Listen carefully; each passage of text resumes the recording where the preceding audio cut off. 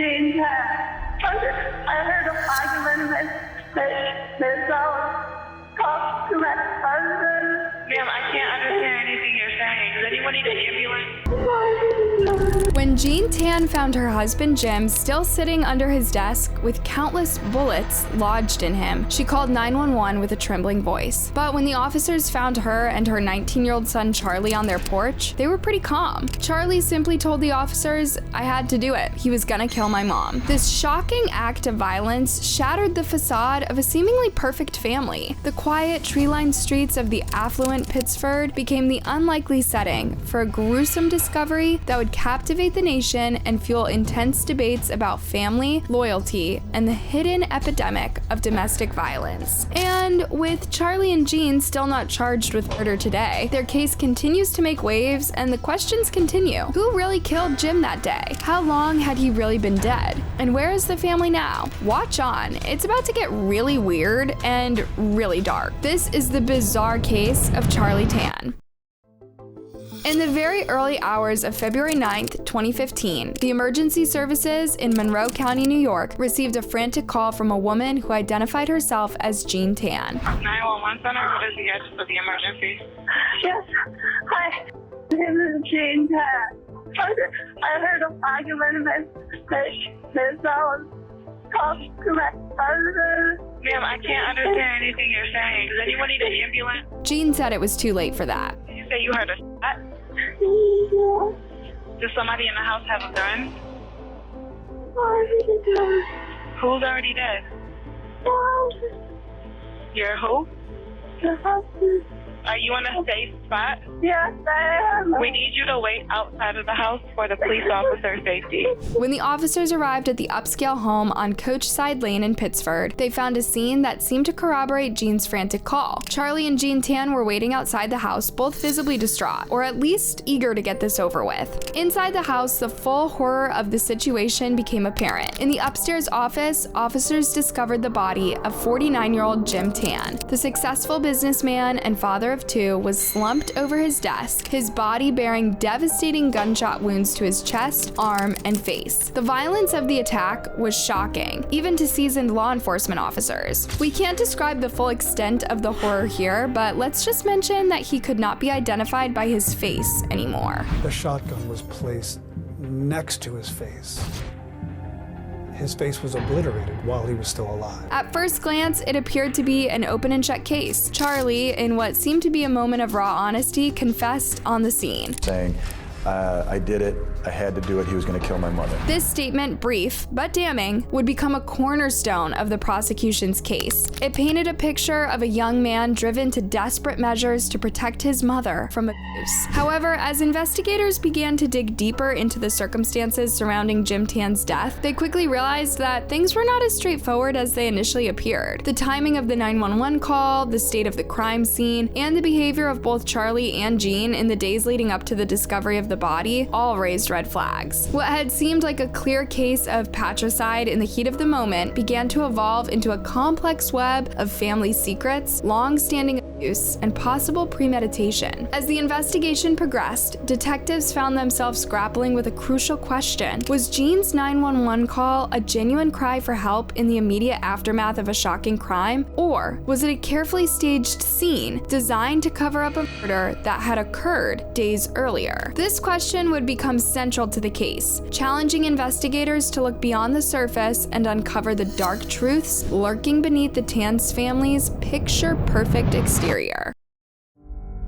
The Tan story is, in many ways, a quintessential tale of the American dream. Jim and Jean Tan were Chinese immigrants who had initially settled in Canada before moving to the United States with their sons, Jeff and Charlie, when they were still young. Like many immigrant families, the Tans were driven by a fierce determination to succeed in their adopted country. Through hard work, intelligence, and perseverance, they had achieved a level of success that many would envy. The Tans, by all accounts, were a family that had had it all. At the center of the family's success was Jim Tan, a driven entrepreneur who had founded and served as CEO of Dynamax Imaging, a cutting-edge company specializing in imaging technology. Under Jim's leadership, Dynamax had grown into a successful enterprise, securing contracts with major corporations and establishing itself as a leader in its field. And the rewards were showing. The Tans lived in one of the most exclusive neighborhoods in Rochester. Their neighbors, a who's who of local society, doctors, lawyers, business leaders, and other highly successful professionals. The Tan children, Jeff and Charlie, seemed to embody the fulfillment of their parents' aspirations. Both boys excelled academically, earning admission to Ivy League universities. Jeff, the older son, had already graduated and moved away to start his career. Charlie, the younger son, was following in his brother's footsteps, having secured a place at the prestigious Cornell University. Charlie, in particular, seemed to be the very picture of the all-American teenager. In high school, he had been a standout student and athlete, beloved by teachers and peers alike. Charlie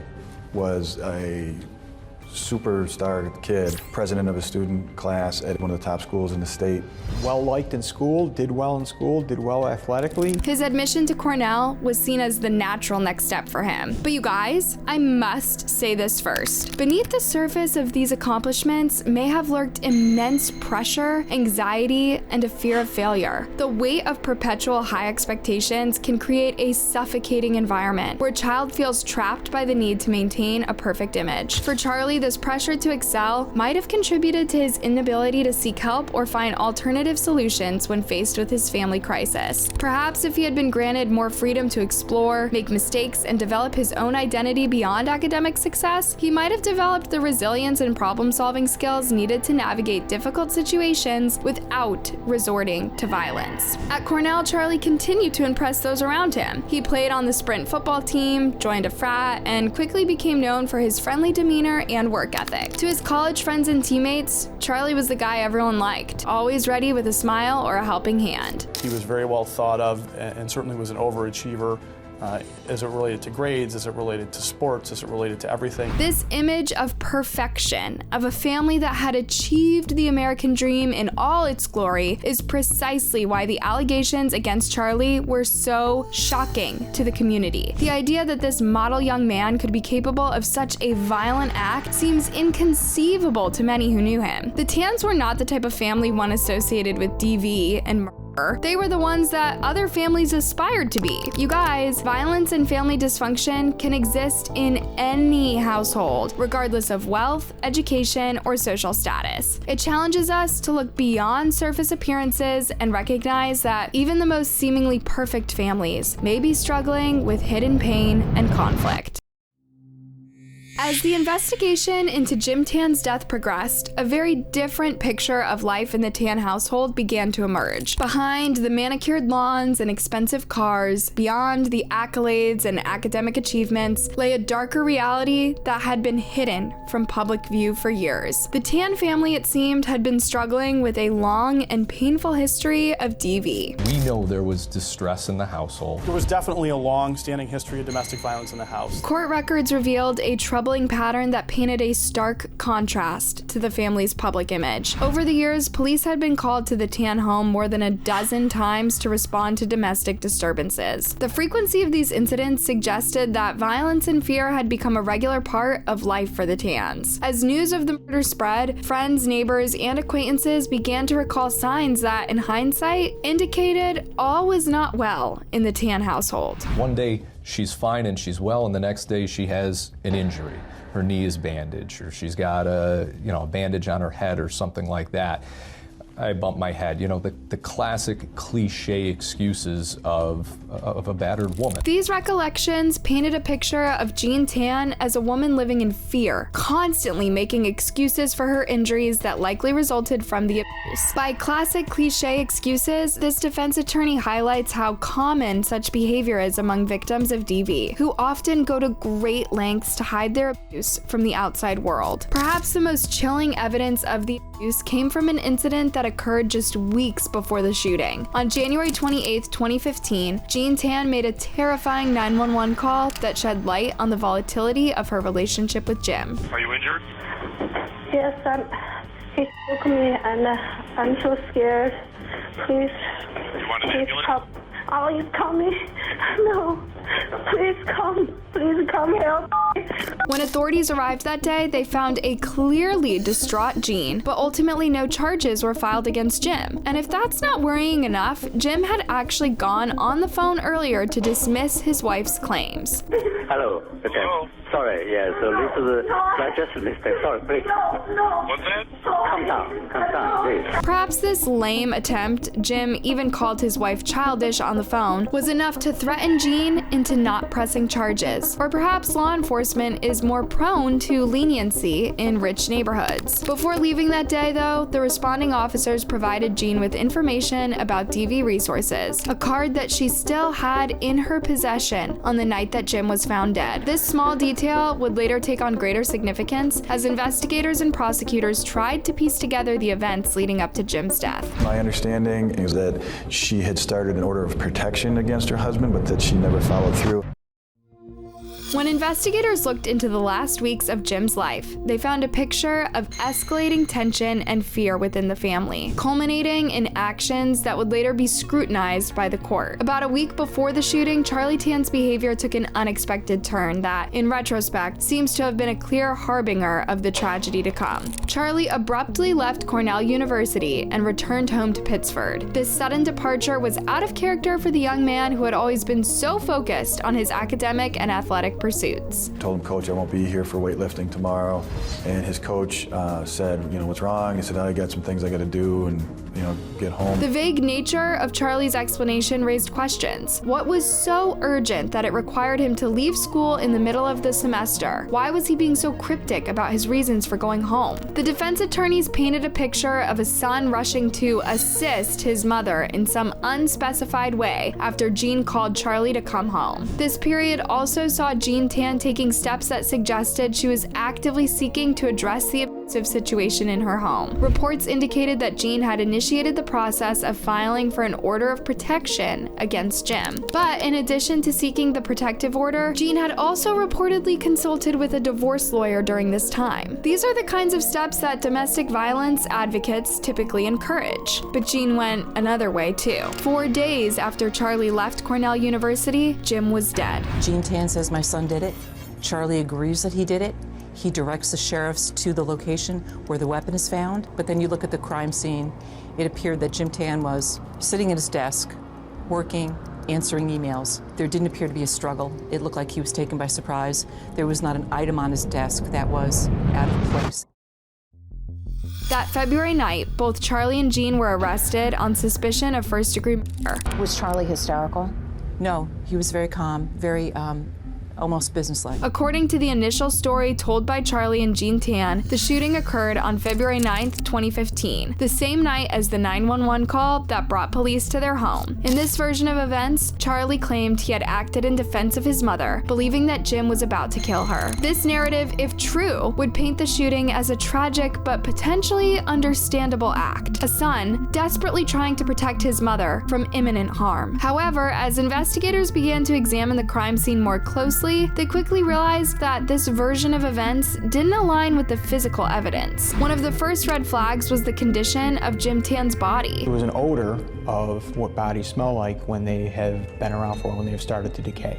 And you get that smell when you walked into the home. Forensic experts who examined the scene noted that the body showed signs of having been dead for several days prior to the discovery. Dried blood was found throughout the room, indicating that a significant amount of time had passed since the shooting. He certainly didn't die on Monday. He certainly didn't die on Sunday. You start getting into Saturday. Perhaps most tellingly, Jim's computer showed that he hadn't read any emails since the previous Thursday, the same day Charlie had abruptly returned home from Cornell. We felt confident that Thursday evening was the last time he took a breath. So, the running theory? Jean killed her husband and then phoned her son to come home and lend a hand. Then they spent 4 days with Jim's body inside the house, panicking and trying to plan a way out. Jean's cries on the 911 call were fake. No question in my mind that that call on Monday night was completely fake.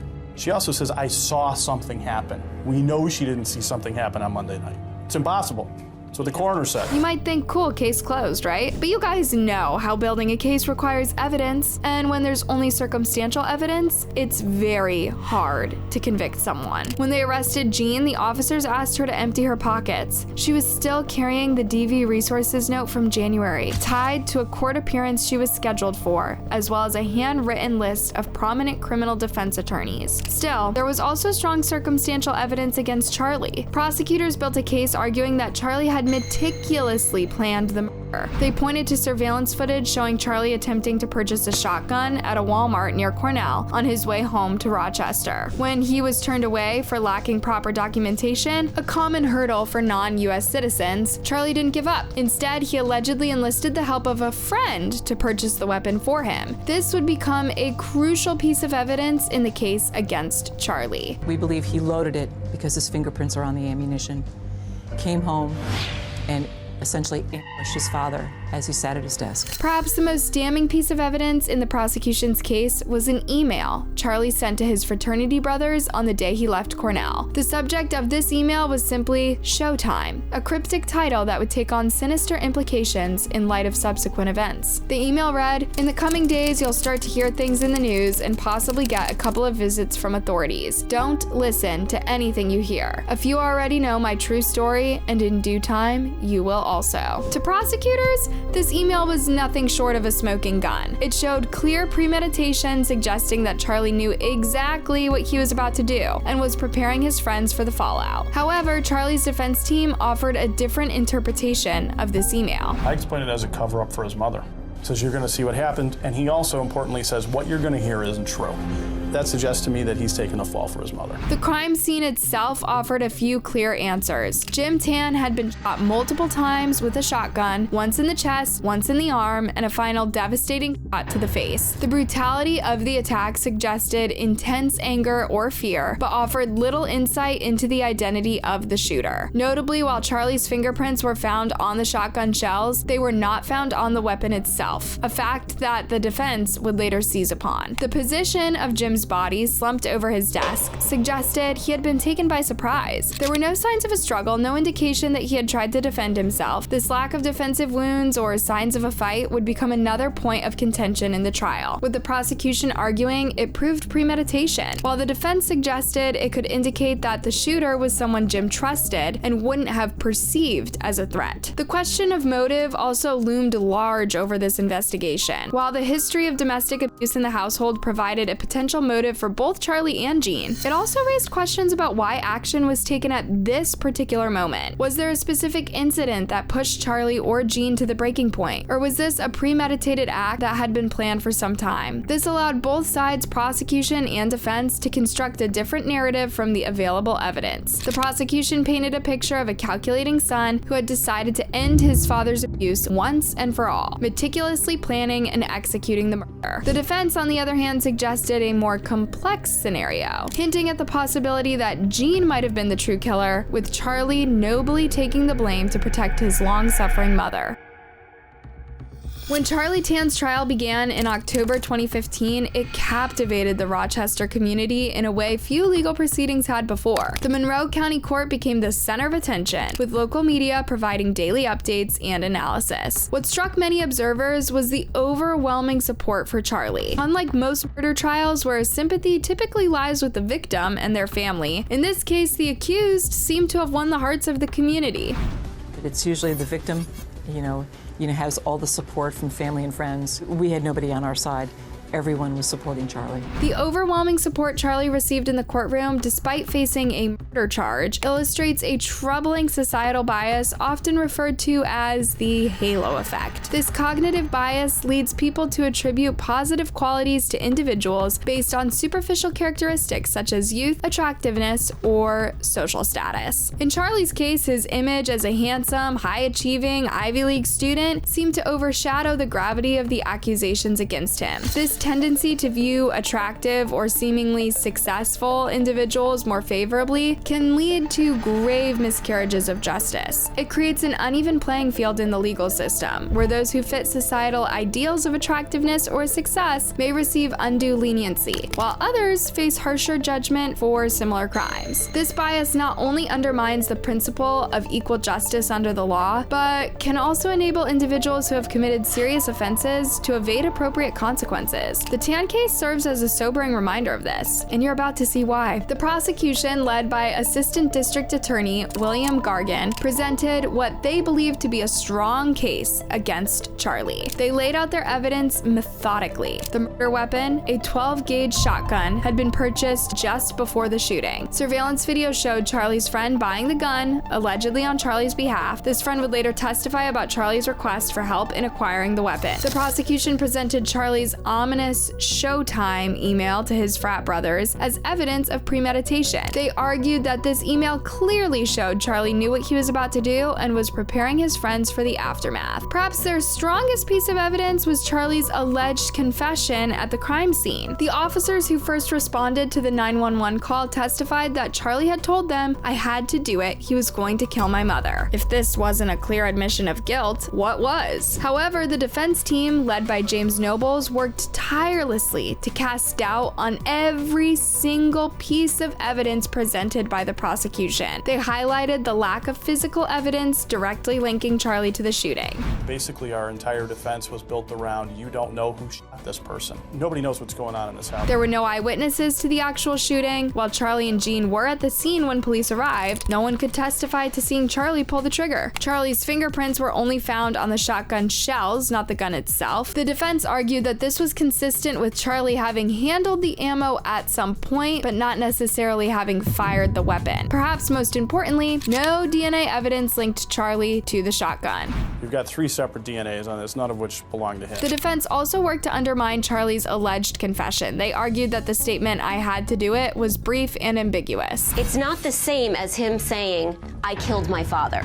So that's how specific you have to get when you want to present evidence that tries to prove that somebody confessed. The defense shared one last thing. Jean had more motive to kill Jim. The jury deliberated for 5 days. Finally, after more than 50 hours of deliberation, the judge declared a mistrial. The jury was deadlocked, unable to reach a consensus on Charlie's guilt or innocence. From then on, a series of legal twists and turns would keep the Charlie Tan case in the headlines for years to come. It set the stage for a shocking decision that would reignite debates about justice, privilege, and the handling of domestic violence cases in the American legal system. When prosecutors and defense attorneys returned to court following the mistrial, the expectation was that they would set a date for a new trial. Both sides were prepared to retry the case, with the prosecution confident they could secure a conviction on a second attempt, and the defense equally certain they could achieve an acquittal. However, what transpired in the courtroom that day would shock everyone present and reignite controversy around the case. Case is dismissed. Judge James Piampino, who had presided over the original trial, dropped a bombshell that no one saw coming. He dismissed the case entirely, ruling that there wasn't enough evidence against Charlie to justify a new trial. This decision, made without warning and seemingly without precedent, left even Charlie's own defense team stunned. Have you ever seen anything like this? I don't think so. It was unfathomable because nobody saw that coming. The courtroom erupted in a mix of jubilation from Charlie's supporters and outrage from the prosecution team. Charlie, who had been preparing himself for another grueling trial, suddenly found himself a free man. All charges against him dropped. The prosecution was beyond outraged. They believed they had presented more than enough evidence to warrant a new trial and felt blindsided by the judge's decision. Assistant District Attorney Bill Gargan, who had led the prosecution, vehemently objected to the ruling. In a heated exchange that would become infamous, Judge Piampiano threatened to have Gargan arrested and handcuffed in the courtroom for his passionate objection. The only time in my career I've ever been threatened with jail by a judge.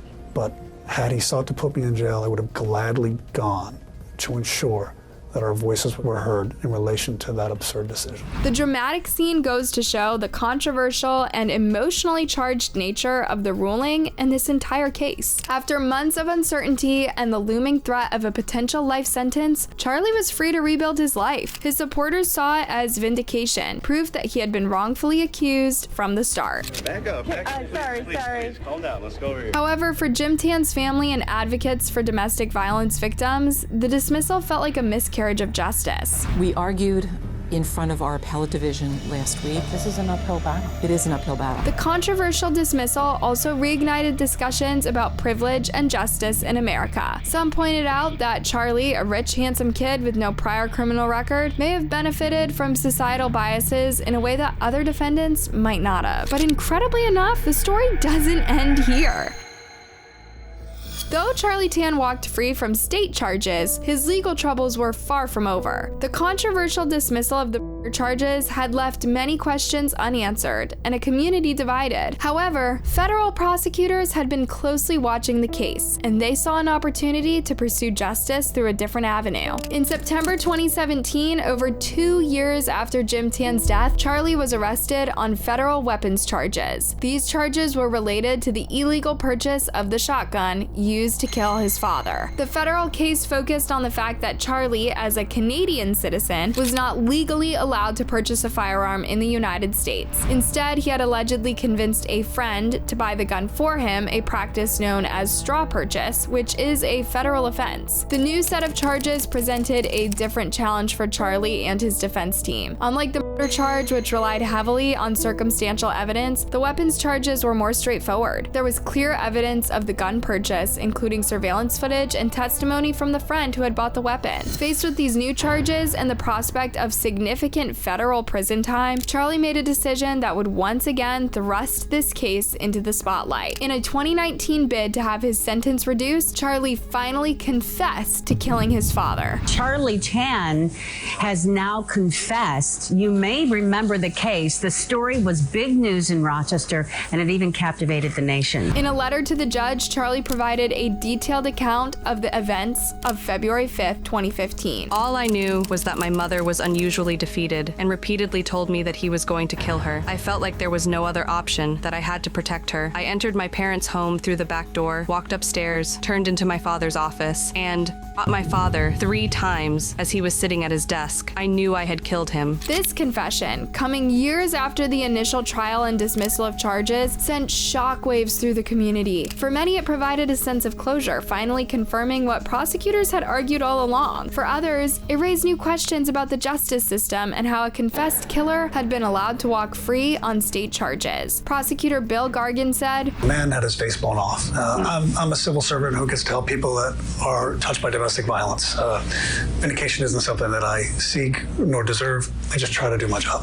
Bill Gargan also said Charlie's confession wasn't a moment of humanity or conscience, but an attempt to lower his illegal firearm sentence. Here's where it gets weird again. Despite the confession, Charlie could not be retried for murder due to double jeopardy laws. However, the admission did impact his sentencing on the federal weapons charges. In June 2018, Charlie was sentenced to 20 years in federal prison, a sentence far longer than the 5 years his defense team had requested, but shorter than the 25-year maximum sought by prosecutors. University student sentenced to 240 months.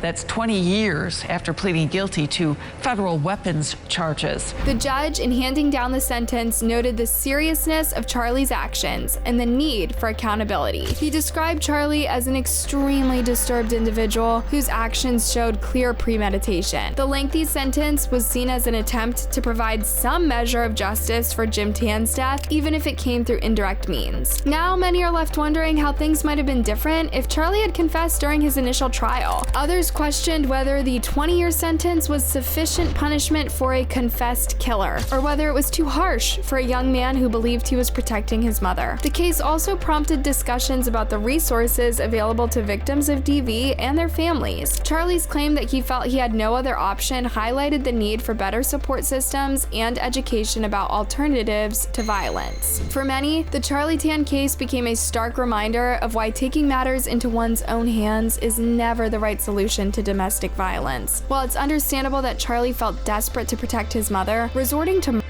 only perpetrated the cycle of violence and destroyed multiple lives in the process. Charlie's actions not only ended his father's life, but also derailed his own future, leading to a lengthy prison sentence and lifelong consequences. Instead of violence, there are always better alternatives for addressing DV. Seeking help from authorities and trained professionals should be the first course of action. Law enforcement, DV hotlines, and social services exist to provide support, protection, and legal resources for victims of abuse.